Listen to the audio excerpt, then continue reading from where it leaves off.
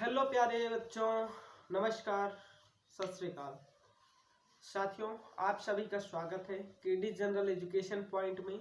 आज हम लोग स्टार्ट कर दिए हैं रिवीजन बायोलॉजी क्लास 10th का, जो चैप्टर वाइज करेंगे हम लोग। और आपको डेली वीडियो मिलेगा हर एक चैप्टर का, बहुत ही एकदम अच्छे कॉन्सेप्ट के साथ।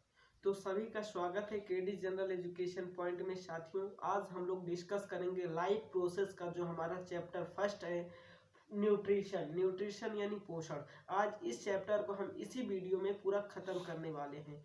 तो चलिए साथियों, हम लोग ज़्यादा टाइम को वेस्ट नहीं करते हुए अपने सीधे मुद्दे की बात करते हैं और अपने टॉपिक को आज समझते हैं। ठीक है, तो चलते हैं, हम लोग स्टार्ट करते हैं आज न्यूट्रिशन को। और इसी वीडियो को पूरा आप देखिएगा, तभी आपको ये पूरा चैप्टर रिवीजन हो जाएगा, पूरा कॉन्सेप्ट क्लियर हो जाएगा।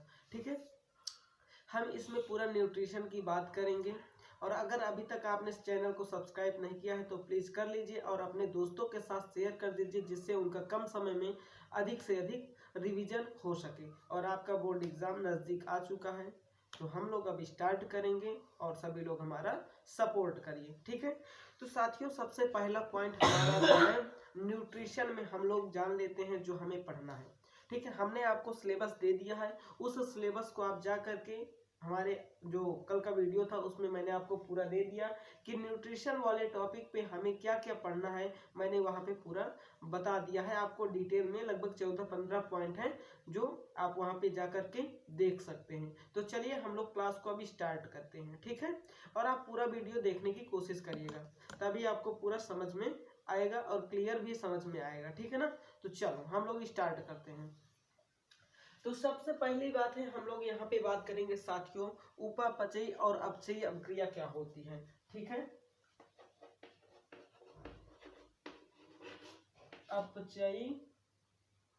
अपचयी अभिक्रिया क्या होती है साथियों, इसको समझना है। फिर उपचयी और उपापचयी अभिक्रिया समझना है। ठीक है, तो सभी को समझना है बहुत ही अच्छे तरीके से। ठीक है, चलो तो चलिए बच्चों, हम लोग अब इसको समझ लेते हैं, ये अभिक्रिया क्या है। ठीक है, अपचयी अभिक्रिया क्या होती है, उपचयी अभिक्रिया क्या होती है, उपापचयी अभिक्रिया क्या होती है, तो सभी को बारी बारी से हम लोग यहाँ पे समझेंगे। ठीक है, तो चलो देखते हैं। यहाँ पे अपचयी अभिक्रियाएं वे रासायनिक अभिक्रियाएं होती हैं जो जटिल कार्बनिक पदार्थों, ऐसी रासायनिक अभिक्रियाएं जिनमें जटिल कार्बनिक पदार्थों को क्या किया जाता है, सरल कार्बनिक पदार्थों में क्या किया जाता है, खंडित किया जाता है या तोड़ा जाता है या फिर विभाजित किया जाता है। इस प्रकार की अभिक्रियाओं को अपचयी अभिक्रियाएं कहते हैं। ठीक है, समझिएगा, वे रासायनिक अभिक्रियाएं जिनमें जटिल कार्बनिक पदार्थों को सरल कार्बनिक पदार्थों में विखंडित किया जाता है या सरल कार्बनिक पदार्थों में विखंडित होते हैं, अपचयी अभिक्रियाएं कहलाती हैं। जैसे श्वसन हो गया, पाचन हो गया। आई बात समझ में साथियों, सभी को क्लियर हो गया ये पॉइंट। तो चलिए अब हम लोग समझते हैं दूसरा पॉइंट। दूसरे पॉइंट में क्या होता है, उपचयी अभिक्रिया। ठीक है, दूसरा पॉइंट क्या है, उपचयी अभिक्रिया। चलिए बच्चों, हम लोग अब यहाँ पे समझेंगे, अगली जो हमारी अभिक्रिया है उसके बारे में समझेंगे। ठीक है, अब अगली अभिक्रिया जो हमारी है वह है उपचयी अभिक्रिया। क्या है, उपचयी अभिक्रिया। ये क्या अभिक्रिया होती है, यह ऐसी अभिक्रिया होती है जो क्या करते हैं, सरल पदार्थों को क्या करते हैं, जटिल में परिवर्तित करते हैं। ठीक है, जैसे क्या होता है, आइए हम लोग यहाँ पे समझते हैं। ठीक है, उपचयी अभिक्रियाएं क्या होती हैं, वे रासायनिक अभिक्रियाएं जिनसे सरल कार्बनिक पदार्थों से क्या किया जाता है, सरल कार्बनिक पदार्थों से जटिल कार्बनिक पदार्थों का संश्लेषण होता है। ठीक है, ऐसी रासायनिक अभिक्रिया जो सरल कार्बनिक पदार्थों से क्या होता है, जटिल कार्बनिक पदार्थों का क्या होता है, संश्लेषण होता है, उससे निकाला जाता है। ठीक है, तो वो क्या, कौन सी अभिक्रिया कहलाती है, वह अभिक्रिया उपचयी अभिक्रिया कहलाती है। तो साथियों, यहाँ पे आपको समझना है और समझने के साथ साथ आपको शॉर्ट नोट्स भी बनाना है। ठीक है, जिससे आपका ये रिवीजन बहुत ही अच्छे तरीके से हो सके। चलिए हम लोग समझते हैं। इस अभिक्रिया का जो एग्जाम्पल है वह है प्रकाश संश्लेषण, सनलाइट। आप लोग जो पेड़ पौधे होते हैं वो क्या करते हैं, सनलाइट की उपस्थिति में अपने भोजन का निर्माण करते हैं, तो वही प्रक्रिया यहाँ पे क्या कर रही है, फॉलो कर रही है। ठीक है, तो चलिए हम लोग अब आगे देखते हैं। साथियों, जो हमारा एक टॉपिक है जैविक प्रक्रिया। जैविक प्रक्रियाएं क्या होती हैं? ऐसी प्रक्रिया या ऐसी हमारी जो क्या है, प्रक्रिया है या क्रिया है जो हम जिससे जीव क्या हो सकता है, जिससे जीव जीवित रह सकता है, वह प्रक्रिया क्या कहलाती है? वह प्रक्रिया जैविक प्रक्रियाएं कहलाती है। चलिए हम लोग देखते हैं इसको। वे सभी प्रक्रियाएं जो जीवों को जीवित बनाए रखती हैं, वे सभी प्रक्रियाएं जो जीवों को जीवित बनाए रखती हैं क्या कहलाती हैं? इस प्रकार की प्रक्रिया को जैविक प्रक्रिया कहते हैं। क्या कहते हैं? इस प्रकार की प्रक्रिया को क्या कहते हैं? जैविक प्रक्रिया कहते हैं। ठीक है साथियों, सभी को क्लियर दिख रहा है? जैसे जैसे में क्या क्या आ जाएगा साथियों? प्रकाश संश्लेषण हो जाएगा, प्रकाश संश्लेषण हो जाएगा, पाचन हो जाएगा, श्वसन हो जाएगा, और उसके बाद क्या हो जाएगा? उत्सर्जन हो जाएगा। अगर मानव के रूप में देखेंगे तो आपको क्या क्या करना पड़ेगा? उत्सर्जन, पाचन, श्वसन, परिसंचरण। ठीक है, तो ये सारी प्रक्रियाएं क्या होनी चाहिए? जिस व्यक्ति के अंदर ये प्रक्रियाएं चलती रहती हैं वह व्यक्ति जीवित रहता है। अगर इनमें से कोई भी एक प्रक्रिया अगर रुक जाती है तो वह व्यक्ति क्या हो जाता है? उसका जीवन खत्म हो जाता है। इसी तरह से ये आपको टॉपिक समझ में आ गया होगा साथियों। चलिए अब हम लोग बात करते हैं पोषण को और अपना टॉपिक को आगे की ओर बढ़ाते हैं, और आप वीडियो को लास्ट तक पूरा देखिएगा तभी आपको पूरा समझ में आएगा। चलिए हम लोग स्टार्ट करते हैं अब।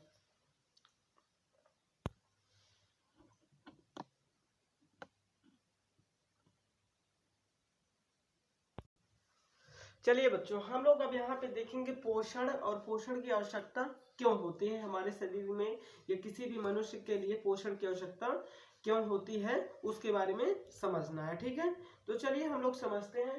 तो यहाँ पे पोषण देखिए, पोषण क्या होता है उसके बारे में समझेंगे, फिर हम लोग समझेंगे यहाँ पे पोषण की आवश्यकता। ठीक है, तो चलो देखते हैं। देखो यहाँ पे क्या होता है पोषण।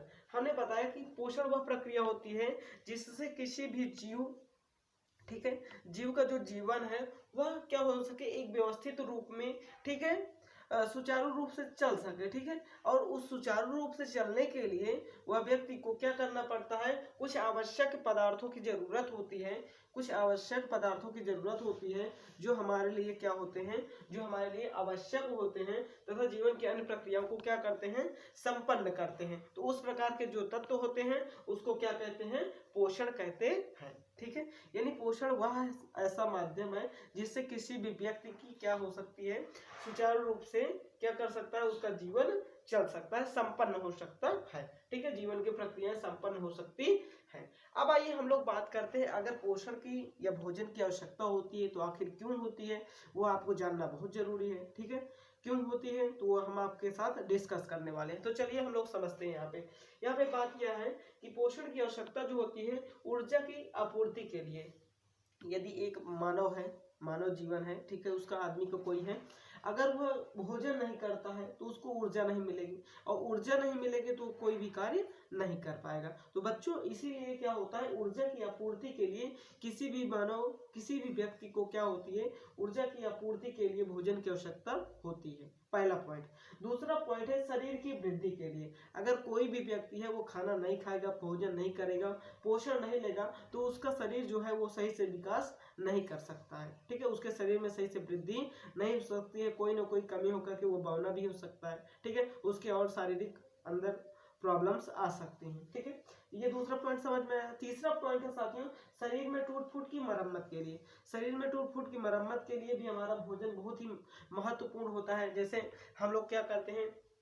फल लेते हैं, सब्जियां लेते हैं, उससे हमें विटामिन, प्रोटीन्स, कार्बोहाइड्रेट्स, तो ये सब मिलते रहते हैं, जिससे अगर हमारे शरीर में कहीं भी चोट लग जाती है तो अनेक प्रकार के जो हमारे प्रोटीन्स हैं और वो क्या करते हैं? विटामिन हैं और कार्बोहाइड्रेट है, वो क्या करते हैं? यहाँ पर आकर के उन टूट फूट की क्या करते हैं? शरीर में हमारे अंदर जो टूट फूट हो जाता है, एक्सीडेंट हो गया तो उसकी क्या करते हैं? मरम्मत करते हैं। इसलिए भोजन हमारे लिए बहुत ही आवश्यक है। ठीक है, चौथे पॉइंट है साथियों अगर रोगों से रक्षा के लिए। रोगों से रक्षा के लिए कैसे? अगर हम भोजन सही से सुचारू रूप से अच्छा भोजन नहीं करेंगे तो हम किसी ना किसी रोग का डेली क्या होते जाएंगे? शिकार होते जाएंगे। इसलिए हमें अच्छा और पौष्टिक भोजन लेना बेहद जरूरी है अपने जीवन को चलाने के लिए, अपने लाइफ को आगे बढ़ाने के लिए, 120 दिन तक जीने के लिए। ठीक है, अगर आप अच्छा पौष्टिक भोजन ले रहे हैं तो जाहिर सी बात है आप 70 साल तक तो जी ही सकते हैं, है ना।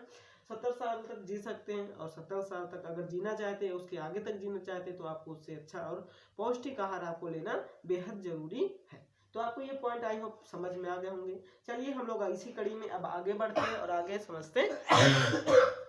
अब हम लोग यहाँ पे पढ़ेंगे साथियों जो पोषण के प्रकार हैं। पोषण कितने प्रकार के होते हैं सभी को अच्छे से समझना है।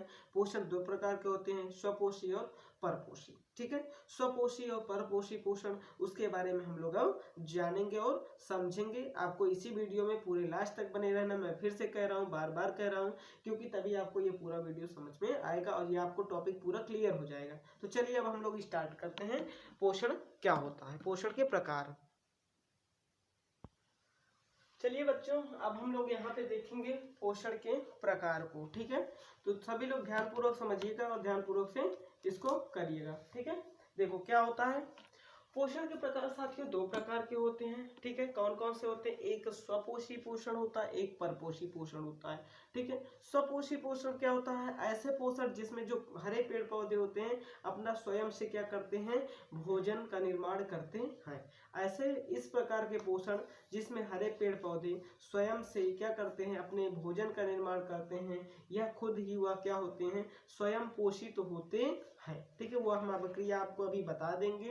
अगले जो टॉपिक है हमारा प्रकाश संश्लेषण, उसमें वो टॉपिक को समझा देंगे। ठीक है, समझ में आगे सभी को। स्वपोषी पोषण क्या होता है, ऐसी पोषण की प्रक्रिया जिनमें पेड़ पौधे, हरे पेड़ पौधे खुद भोजन का निर्माण करते हैं। ठीक है साथियों, यह है प्रकाश संश्लेषण की प्रक्रिया हरे पेड़ पौधे में होती है। ठीक है, अब हम लोग अगर बात करते हैं इसी कड़ी में, जो स्वपोषी पोषण होते हैं यह 2 प्रकार के होते हैं। कितने प्रकार के होते हैं, 2 प्रकार के होते हैं। कौन कौन से, पहला है प्रकाश संश्लेषी पोषण। ठीक है, क्या होता है प्रकाश संश्लेषी पोषण, और एक होता है क्या होता है रसायन संश्लेषी। ठीक है, एक प्रकाश संश्लेषी होता है, दूसरा रसायन संश्लेषी पोषण होता है। तो प्रकाश संश्लेषण वह पोषण होता है, ऐसा पोषण या ऐसे पोषण की प्रक्रिया जो क्या होती है अधिकांशतया हरे पेड़ पौधों में पाई जाती है, जो प्रकाश संश्लेषण कार्बन डाइऑक्साइड, वायुमंडल से प्राप्त कार्बन डाइऑक्साइड और क्लोरोफिल की उपस्थिति में संपन्न होती है। ठीक है, इस प्रकार की प्रक्रिया को क्या कहते हैं, प्रकाश संश्लेषी पोषण कहते हैं। क्या कहते हैं साथियों, प्रकाश संश्लेषी पोषण कहते हैं। अधिकांश पौधे प्रकाश की उपस्थिति में अपने भोजन का निर्माण करते हैं। ठीक है, उसके बाद तो इस प्रकार का जो पोषण होता है उसे कहते हैं प्रकाश संश्लेषी पोषण। ठीक है साथियों, आपको ये समझ में आ गया। अब चलिए हम लोग समझते हैं रसायन संश्लेषी पोषण किन किन में पाया जाता है, उनके एग्जाम्पल को भी समझेंगे और हम उसकी परिभाषा को समझेंगे। तो चलिए देरी नहीं करते हैं, हम लोग अगले टॉपिक की तरफ बढ़ते हैं। और आपको मैं समझ रहा हूँ ये समझ में आ गया होगा। ठीक है, अगर समझ में नहीं आया तो एक बार आप इसको पॉज करिए, लिखिए, उसके बाद थोड़ा सा एक बार रिवीजन आपको फिर से करना होगा, और मैं रिवीजन यहाँ पे इस चैप्टर का करवा ही रहा हूँ। तो चलिए हम लोग अब आगे बढ़ते हैं। चलिए बच्चों, अब हम लोग यहाँ पे समझेंगे बच्चों की प्रकाश संश्लेषी क्या होता है। प्रकाश संश्लेषी के बाद हम लोग पढ़ेंगे प्रकाश संश्लेषण। ठीक है, चलो देखते हैं। तो प्रकाश संश्लेषी हम लोग पढ़ लिया। ठीक है, अब पढ़ेंगे रसायन संश्लेषी। रसायन संश्लेषी में क्या होता है साथियों, जो हमारे जीव जंतु होते हैं जो अपना भोजन बनाने के लिए क्या करते हैं, पानी का उपयोग ना करके रासायनिक पदार्थों का उपयोग करते हैं। ठीक है, इस प्रकार की प्रक्रिया को क्या कहते हैं, रसायन संश्लेषी पोषण कहते हैं। ठीक है, यानी ऐसे जो जीव हैं जो पानी का उपयोग ना करके रसायनों का उपयोग करते हैं अपने भोजन के निर्माण में। ठीक है, इस प्रकार के जो प्रोसेस होता है उसको क्या कहते हैं, रसायन संश्लेषी पोषण कहते हैं। जो उनको पोषण मिलता है, यानी वह पोषण किसके माध्यम से मिला है, रसायन की जो क्रिया हुई है उससे मिला हुआ है। ठीक है, समझ में आया। चल अब हम लोग यहाँ पे देखेंगे इसकी परिभाषा को। कुछ जीवाणु पानी की अपेक्षा क्या करते हैं, रसायनों का उपयोग करते हैं। कुछ जीवाणु पानी की अपेक्षा क्या करते हैं, रसायनों का उपयोग करते हैं।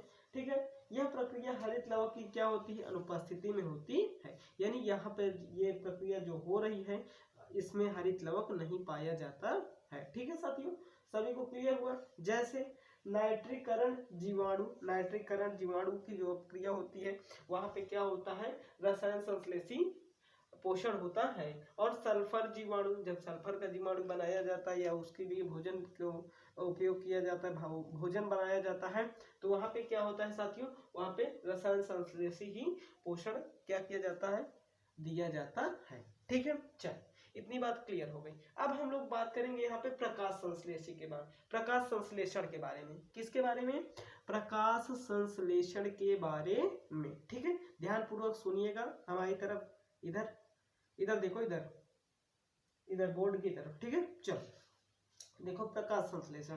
प्रकाश संश्लेषण में होता क्या है, 6 CO2 कार्बन डाइऑक्साइड के 6 मॉलिक्यूल, 12 H2O। ठीक है, 12 H2O होता है। उसके बाद सनलाइट होता है, सनलाइट के जो पेड़ पौधे होते हैं, हरे पेड़ पौधे, उनमें उपस्थित क्लोरोफिल होता है। ठीक है, तब हमें बनता क्या है, तब हमें प्राप्त होता है 6C6H12O6 ग्लूकोज, यानी फिर 6H2O जल मिलता है, और फिर हमारा क्या होता है, CO2 प्राप्त होता है, जो कि वह क्या होता है, वायुमंडल में बाहर निकल जाता है।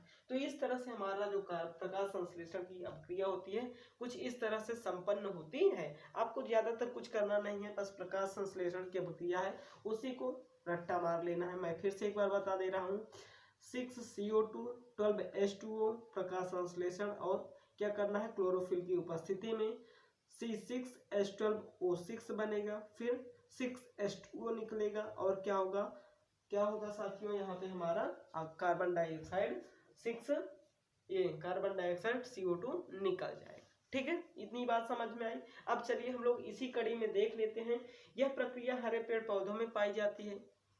जाहिर सी बात है, जहाँ पे क्लोरोफिल होगा वहां पे यह प्रक्रिया संपन्न होगी। ठीक है, चलो यह प्रक्रिया पौधों की पत्तियों के हरित लवक वाले भाग में पाई जाती है। यह भी बात एकदम सही है। ठीक है, तो आपको ये पॉइंट्स को नोट कर लेना है, ये पॉइंट्स को आपको प्रकाश संश्लेषण में लिख देना है, आपको 100% नंबर मिलेगा। चलो ठीक है, यह प्रक्रिया पौधों की पत्तियों के हरित लवक वाले भागों में क्या होती है, संपन्न होती है। ठीक है सर, साथियों समझ में आया आपको? अगर आ गया है तो चलिए अब हम लोग आगे बढ़ते हैं। ठीक है, अब हम लोग पढ़ेंगे इसके आगे कुछ और अच्छे टॉपिक।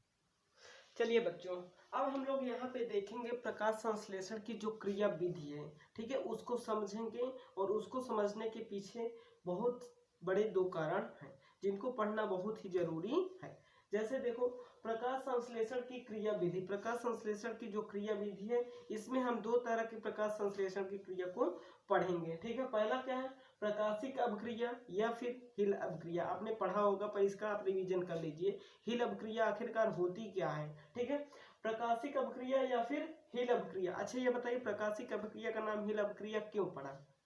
ये सभी लोग बताइए या कमेंट सेक्शन में जरूर लिखिएगा। ठीक है, प्रकाशिक अभिक्रिया या फिर हिल अभिक्रिया। उसके बाद दूसरी जो अभिक्रिया है, अप्रकाशिक अभिक्रिया, या फिर आप सभी को पता होगा केल्विन चक्र क्या होता है। ठीक है, तो उस केल्विन चक्र को आज हम यहीं पे डिस्कस करेंगे और बनाएंगे। तो चलिए अब हम लोग देखते हैं यहाँ पे साथियों, जो प्रकाशिक अभिक्रिया होती है, यह अभिक्रिया को सर्वप्रथम हिल नामक वैज्ञानिक ने क्या किया था, दिया था। ठीक है, यह अभिक्रिया को सर्वप्रथम हिल नामक वैज्ञानिक ने क्या किया था, दिया था, या इस प्रक्रिया को, इस अभिक्रिया को उन्होंने क्या किया था, प्रयोग किया था इस अभिक्रिया का। ठीक है, दूसरी बात क्या है, यह अभिक्रिया पत्तियों के ग्रेना वाले भाग पे पाई जाती है। कहाँ पे पाई जाती है? जो पत्तियों का ग्रेना वाला पार्ट होता है, जहाँ पे हरित लवक प्रेजेंट होते हैं, वहां पे यह अभिक्रिया संपन्न होती है। ठीक है, दूसरा पॉइंट क्लियर हुआ साथियों। चलिए हम लोग बात करते हैं तीसरा पॉइंट। तीसरा पॉइंट में क्या होता है, इस अभिक्रिया में हरे पेड़ पौधे जो होते हैं, उनको जो ऊर्जा मिलती है एटीपी के रूप में मिलती है। किस रूप में? एटीपी के रूप में। अच्छा सभी लोग बताओ, एटीपी का फुल फॉर्म क्या होता है? कमेंट सेक्शन में जरूर बताओ। चलो जल्दी लोग, चलो जल्दी से सभी लोग कमेंट करो, एटीपी का फुल फॉर्म क्या होता है? तो एटीपी का जो फुल फॉर्म होता है वह होता है एडिनोसिन ट्राईफॉस्फेट। ठीक है, क्या होता है? एडिनोसिन ट्राईफॉस्फेट के रूप में जो ऊर्जा प्राप्त होती है। ठीक है, तो आपको ये समझ में आ गया होगा कि जो प्रकाशिक अभिक्रिया होती है सर्वप्रथम हिल नामक वैज्ञानिक ने दिया था, इसलिए इसे हिल अभिक्रिया भी कहते हैं। ठीक है, दूसरा पॉइंट है, यह अभिक्रिया पत्तियों के ग्रेना वाले भाग में पाई जाती है। ठीक है, और इस अभिक्रिया में जो पेड़ पौधे होते हैं वह एटीपी के रूप में ऊर्जा को प्राप्त करते हैं। एटीपी का मतलब है एडिनोसिन ट्राईफॉस्फेट। फास्फेट के 3 मॉलिक्यूल्स क्या होते हैं, एनएडीपी होते हैं, फिर वो कन्वर्ट होकर के एडीपी में परिवर्तित हो जाते हैं।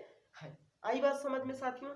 चलिए अब हम लोग बात करते हैं अप्रकाशिक अभिक्रिया या केल्विन चक्र के बारे में। उसको पढ़ना है तो पूरा वीडियो को देखना होगा, ठीक है। चलो देखते हैं।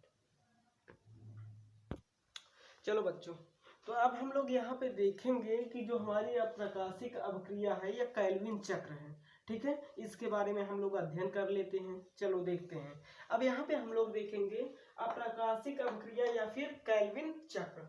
इस अभिक्रिया का अध्ययन सर्वप्रथम ब्लैकमैन नामक वैज्ञानिक ने किया है। क्या किया है? इस अभिक्रिया का अध्ययन सर्वप्रथम ब्लैकमैन नामक वैज्ञानिक ने किया है, ठीक है। यह अभिक्रिया हरित लवक के कहाँ पे पाई जाती है? स्ट्रोमा वाले भाग में पाई जाती है। यह संपन्न होती है स्ट्रोमा वाले भाग में, यह अप्रकाशिक अभिक्रिया संपन्न होती है, ठीक है। देखो स्ट्रोमा, ठीक, ये पॉइंट याद रखना है आपको, ठीक है। अप्रकाशिक अभिक्रिया कहाँ पे होती है? स्ट्रोमा में होती है। और प्रकाशिक अभिक्रिया कहाँ पे होती है? ग्रेना वाले भाग में होती है। चलो अब हम लोग देखेंगे अगला पॉइंट। इन क्रियाओं के लिए प्रकाश की आवश्यकता नहीं होती है, ठीक है। इन क्रियाओं के लिए प्रकाश की आवश्यकता नहीं होती है, ठीक। पहले पता चल गया आपको अप्रकाशिक अभिक्रिया है, इसलिए यहाँ पे कोई भी प्रकाश की आवश्यकता नहीं है, यानी कोई भी लाइट की आवश्यकता नहीं है, ठीक है। इसे C3 चक्र भी कहते हैं। इसे C3 चक्र क्यों कहते हैं? क्योंकि यहाँ पे जो हमारा पहला स्थायी यौगिक बना है फास्फोग्लिसरिक अम्ल। क्या बना है? फास्फोग्लिसरिक अम्ल। उसका उसमें कितने कार्बन इन्वॉल्व थे? कितने कार्बन थे? जिसमें कार्बन के जो अणु थे वो कितने थे? 3 कार्बन के अणु थे, ठीक है। जो पहला स्थायी यौगिक बना था केल्विन चक्र में वह था फास्फोग्लिसरिक अम्ल, ठीक है। उसमें कार्बन के 3 अणु उपस्थित थे, इसलिए इसे C3 चक्र कहा जाता है। और क्या कहा जाता है? केल्विन चक्र कहा जाता है। और क्या कहा जाता है? इसे अप्रकाशिक अभिक्रिया कहते हैं। इस अभिक्रिया का सर्वप्रथम अध्ययन कौन वैज्ञानिक ने किया था? ब्लैकमैन वैज्ञानिक ने किया था, ठीक है। इतनी बात समझ में आ गई। चलिए अब हम उस चक्र को बनाते हैं और आप सभी लोग इसको समझिए, ठीक है। चलो देखते हैं। तो चलिए अब हम लोग इसको समझते हैं, क्रेब्स चक्र को, क्रेब्स साइकिल को, ठीक है। तो सबसे पहले आपको देखना है, बहुत ही अच्छे से इसको लिख लेना है, इसको बना लेना है, ठीक है, और फिर समझ लेना है। तो चलिए हम लोग समझते हैं। यहाँ से हम लोग स्टार्ट करते हैं, ठीक है। राइबोज शुगर, ठीक है, राइबोज शुगर 1,5 पे क्या है? बाईफास्फेट ग्रुप लगा हुआ है, ठीक है। उसके बाद क्या होता है? कार्बोक्सिलीकरण होता है। क्या कहते हैं? कार्बोक्सिलीकरण, ठीक है, कार्बोक्सिलीकरण होता है। उसके बाद CO2 और H2O का फॉर्मेशन होता है। फिर आगे क्या होता है? 3 फास्फोग्लिसरिक एसिड बनता है। क्या बनता है? जो पहला स्थायी मैंने आपको बताया था यही है, ठीक है। 3 फास्फोग्लिसरिक एसिड का फॉर्मेशन होता है। उसके बाद होता है ATP बनता है, ठीक है। चलिए हम लोग यहाँ पे देखेंगे क्या होता है। ATP का फॉर्मेशन होता है, NADP बनता है। फिर उसके बाद इसका क्या होता है? अपचयन होता है। अपचयन होने के बाद साथियों यहाँ पे फिर से क्या होता है? कुछ इससे हमें ATP प्राप्त होता है और फिर उसका अपचयन होने के बाद ATP और ये फास्फोरस है, ठीक है, और ये क्या है? NADP है, ठीक है। उसके बाद क्या होता है? यहाँ से बनता है ट्राइओज फास्फेट, यानी फास्फेट के 3 मॉलिक्यूल, 3 अणु, ठीक है। उसके बाद ये क्या होता है? ये यहाँ पे देख सकते हैं आप, ग्लूकोज का फॉर्मेशन होता है। क्या होता है? ग्लूकोज का फॉर्मेशन। फिर उसके बाद यह प्रक्रिया आगे बढ़ती रहती है और इसका ये पुनर्जनन होता रहता है, यानी ADP और ATP में क्या होता रहता है? ये परिवर्तित होता रहता है, ठीक है। और ये अभिक्रिया फिर यहीं पे पहुंच जाती है। तो इस तरह से यह अभिक्रिया चलती रहती है, यह अभिक्रिया चलती रहती है। यानी कहने का मतलब है कि जो क्रेब्स चक्र है वहाँ पे हमें 3 फास्फोग्लिसरिक एसिड मिलता है, 3 फास्फोग्लिसरिक एसिड मिलता है और वहीं से हमारा ATP और NADP का फॉर्मेशन होता है। उसके बाद जब उसमें हम फास्फेट ग्रुप लगा देते हैं तो वो क्या होता है, ग्लूकोज में परिवर्तित हो जाता है और हमें एनर्जी मिलती है। तो ये था साथियों आपका क्रेब्स चक्र। ठीक है, तो चलिए अब हम लोग आगे बढ़ते हैं। क्रेब्स चक्र की हमने अगर बात कर लिया है तो अब हम बात करते हैं प्रकाश संश्लेषण के लिए जो आवश्यक अवस्थाएं हैं उनके बारे में। ठीक है, तो चलो हम लोग देखते हैं आगे अवस्थाओं के बारे में।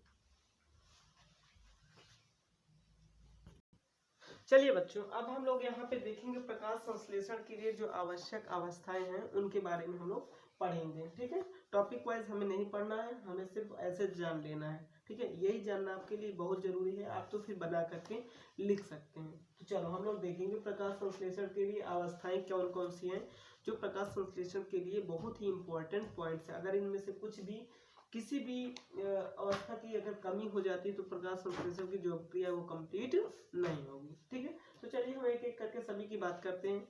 पहला हो जाएगा आपका प्रकाश जो सनलाइट है, सूर्य का प्रकाश। दूसरा पॉइंट है हरित लवक क्लोरोफिल, ठीक है, जो पेड़ पौधों में पाया जाता है। तीसरा हो जाएगा आपका कार्बन डाइऑक्साइड। क्या हो जाएगा, कार्बन डाइऑक्साइड। हिंदी वाली ओके, यस, कार्बन डाइऑक्साइड हो जाएगा। उसके बाद बात करते हैं हम साथियों तापमान की। किसकी बात करते हैं, चलो तो यहाँ पे हम लोग देखेंगे किसकी बात करेंगे, हम लोग तापमान यानी टेम्परेचर भी एक क्या होना चाहिए, कुछ टेम्परेचर पे भी यह प्रक्रिया संपन्न होती है। उसके बाद जल की आवश्यकता होती है और उसके बाद कुछ हमारे ऐसे खनिज लवण होते हैं जिनकी आवश्यकता होती है प्रकाश संश्लेषण की प्रक्रिया को कंप्लीट करने के लिए। कौन कौन से हैं, जैसे मैग्नीशियम, मैग्नीज, आयरन, सल्फर। तो ये सब जो हमारे खनिज हैं, खनिज लवण हैं, इनकी आवश्यकता होती है प्रकाश संश्लेषण की पूर्ति के लिए, प्रकाश संश्लेषण को सुचारू रूप से कार्य करने के लिए और पेड़ पौधे अपने भोजन बनाने के लिए इन सभी चीजों की आवश्यकता होती है। तो आप सभी लोग इसका पॉइंट वाइज नोट कर लीजिए। अब हम लोग आज पढ़ेंगे अगला जो हमारा टॉपिक है प्रकाश संश्लेषण का महत्व। क्या पढ़ेंगे, प्रकाश संश्लेषण का महत्व। चलिए हम लोग देखते हैं, इसी तरह से पॉइंट वाइज उसको भी देखेंगे। अब हम लोग यहाँ पे बात करेंगे प्रकाश संश्लेषण का महत्व क्या होता है। ठीक है, इसके बारे में हम लोग अच्छे से पढ़ने वाले हैं। प्रकाश संश्लेषण का महत्व क्लियर दिख रहा होगा, ठीक है, और आवाज जा रही होगी। तो चलिए देखिए, प्रकाश संश्लेषण का जो महत्व होता है किस लिए होता है, भोज्य पदार्थों का उत्पादन के लिए प्रकाश संश्लेषण का महत्व है। हमारे जीवन में ऊर्जा का स्रोत के लिए, ऊर्जा हमें मिलती है प्रकाश से, क्या मिलती है, विटामिन डी मिलती है। ठीक है, उसके बाद क्या होता है, वायुमंडल का नियंत्रण भी होता है। ठीक है, प्रकाश संश्लेषण की जो क्रिया होती है उससे क्या होता है, वायुमंडल का नियंत्रण होता है। फिर और क्या होता है, शुद्धिकरण होता है। क्या होता है, शुद्धिकरण होता है। और क्या होता है, जैव संतुलन भी रहता है। ठीक है, अब आगे देखिए साथियों, यांत्रिक यात्रा में भी हमारा जो हमारा प्रकाश संश्लेषण है वो बहुत ही भूमिका निभाता है। ठीक है, अंतरिक्ष यात्रा में कैसे, आज के परिवेश में जो अंतरिक्ष यात्राएं हो रही हैं उनकी दृष्टि से ऑक्सीजन और भोजन दोनों क्या होना चाहिए, हमारा दोनों जो होता है वो प्रकाश संश्लेषण की प्रक्रिया द्वारा प्राप्त किया जाता है। ठीक है, तो इसलिए जो अंतरिक्ष यात्राएं होती हैं वह भी किस पे निर्भर करती हैं, प्रकाश संश्लेषण पर निर्भर करती है। ठीक है, तो आपको आई होप समझ में आ गया होगा प्रकाश संश्लेषण जो पूरा प्रोसेस है। अब हम लोग बात करेंगे साथियों यहाँ पे विषम पोषी पोषण क्या होता है, उसके बाद हम लोग बात करेंगे स्वपोषी और विषम पोषी में अंतर को। तो चलिए हम लोग इसी क्रम में आगे बढ़ते हैं और आप सभी लोग वीडियो को पूरा देखिएगा, मजा आएगा। ठीक है, चलो हम लोग देखते हैं आगे।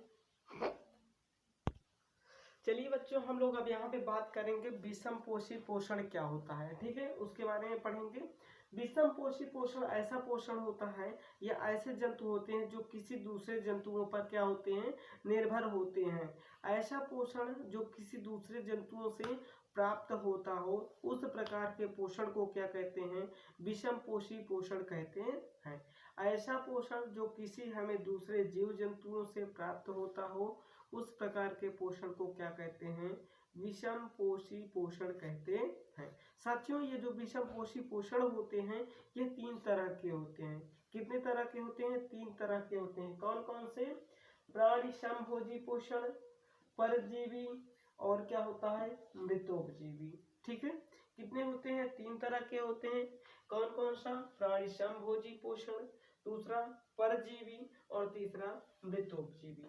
तो अब इसको हम लोग समझेंगे। प्राणी समभोजी पोषण ऐसे पोषण होते हैं जो क्या होते हैं, सरल कार्बनिक पदार्थों को क्या करते हैं, जैसे जटिल कार्बनिक पदार्थ हैं, ठीक है,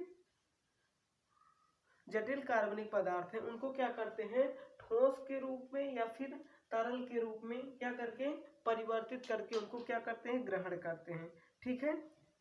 क्या होता है वो? प्राणी समभोजी पोषण कहलाता है, ठीक है। अब हम लोग बात करते हैं परजीवी के बारे में। परजीवी क्या होता है साथियों? ऐसे जीव जो किसी दूसरे के ऊपर निर्भर करके बिना उनको किल किए हुए, बिना उनको मारे हुए अपना भोजन प्राप्त कर लेते हैं। इस प्रकार के जीव जंतु को क्या कहते हैं? परजीवी कहते हैं। और इस प्रकार का जो पोषण होता है उसे क्या कहते हैं? परजीवी पोषण कहते हैं, ठीक है। इतनी बात समझ में आ गई। अब चलिए हम लोग बात करते हैं मृतोपजीवी की। मृतोपजीवी के अंतर्गत क्या आता है? ऐसे जीव जंतु जो मृत मरे हुए जो हमारे क्या होते हैं, जीव जंतु होते हैं, उनसे अपना भोजन प्राप्त करते हैं। इस प्रकार के जो जीव जंतु होते हैं उन्हें क्या कहते हैं? मृतोपजीवी। या इस प्रकार के जो जीवन अपना यापन करते हैं, जो मृत जंतुओं से अपना भोजन को क्या करते हैं? ग्रहण करते हैं, उसे क्या कहते हैं? मृतोपजीवी कहते हैं। चलिए हम लोग एक एक एग्जाम्पल इसका समझ लेते हैं। जो हमारे ये है प्राणी समभोजी है, प्राणी समभोजी के अंतर्गत हम लोग देखेंगे यहाँ पे क्या होता है। क्या होता है साथियों? अमीबा होता है, ठीक है, शेर, मानव, बकरी आदि। क्या होता है? अमीबा, शेर, मानव इत्यादि, ठीक है। अब हम लोग बात करेंगे परजीवी के बारे में। परजीवी के बारे में हो जाएगा जून। क्या होता है? जून, ठीक है। आपको बिना किल किए हुए, बिना मारे हुए आपके क्या करता है? ब्लड को चूसता, ठीक है। और दूसरा क्या हो जाएगा? मच्छर, ठीक है। इतनी बात समझ में आ गई साथियों। जोंक हो गया। क्या हो गया? जोंक। आपको कभी लगा है जोंक? किसी को लगा है कि नहीं लगा है? बताओ एक बार जल्दी कमेंट सेक्शन में, किसको किसको पकड़ा है नहर में नहाते हुए?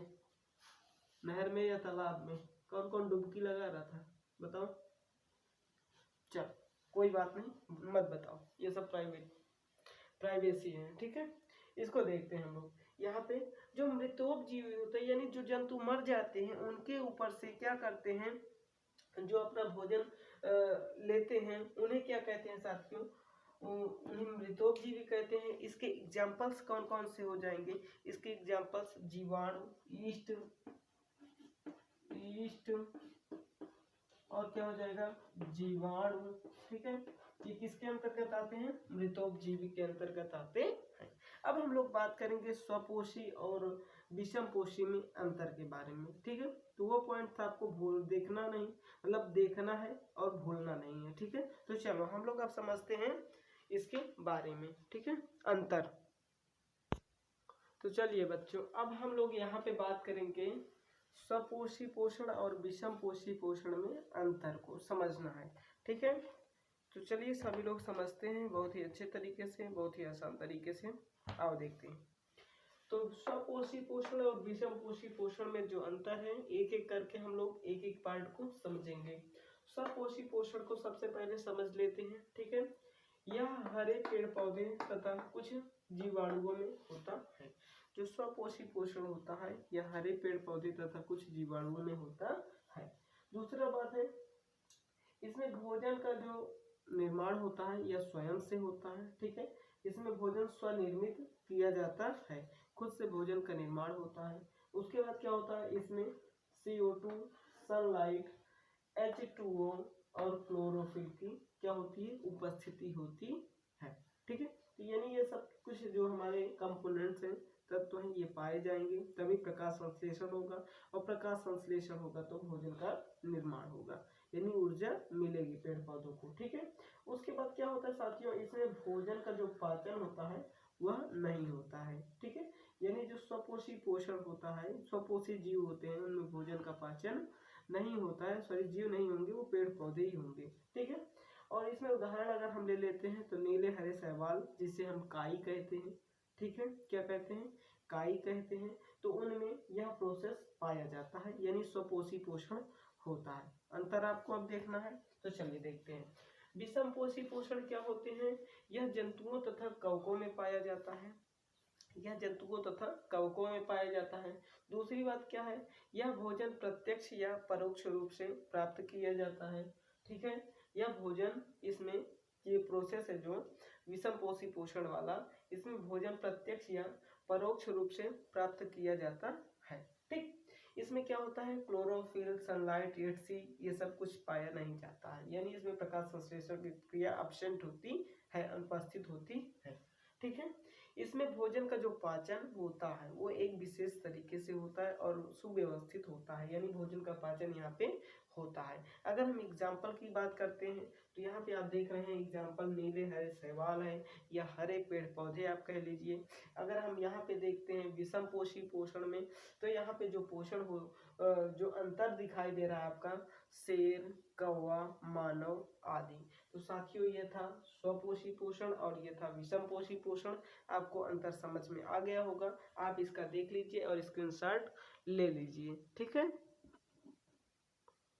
इसकी ये थे उदाहरण।